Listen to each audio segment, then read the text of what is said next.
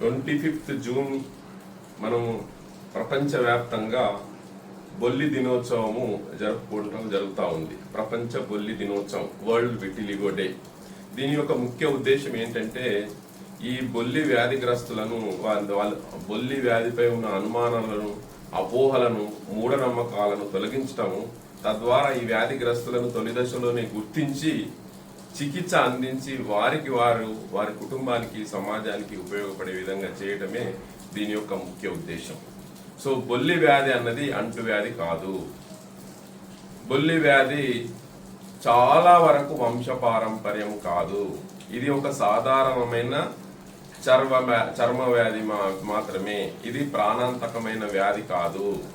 కలిసి భుజించడం వల్ల కానీ, కరచాలనం వల్ల కానీ, ఉమ్మడి మరుగుదొడ్లు వాడటం వల్ల కానీ, బొల్లి వ్యాధికి వచ్చిన వారికి సపర్యలు చేయటం వల్ల కానీ ఈ బొల్లి వ్యాధి ఒకరి నుంచి ఒకరికి రాదు.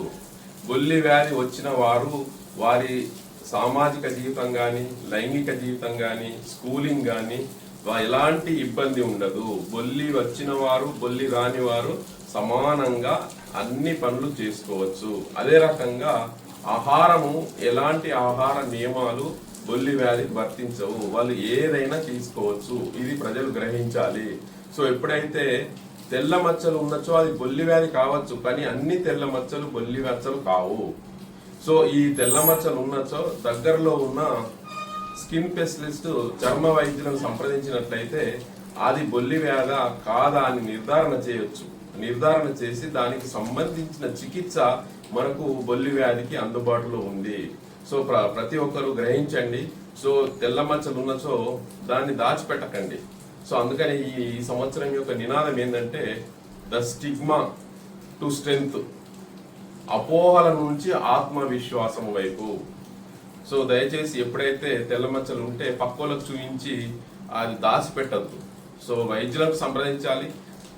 ఆరోగ్య సమస్యలు వచ్చినప్పుడు వైద్యులను సంప్రదించాలి. చర్మ సమస్యలు కానీ, వెంట్రుకల సమస్యలు కానీ, నెయిల్ సమస్యలు కానీ, జెనిటల్ సమస్యలు వచ్చినప్పుడు చర్మ వైద్యులను సంప్రదించి దానికి సంబంధించిన చికిత్స తీసుకున్నట్లయితే మనకు దాని ద్వారా వచ్చే ప్రమాదాలను అరికట్టే అవకాశం ఉంటుంది.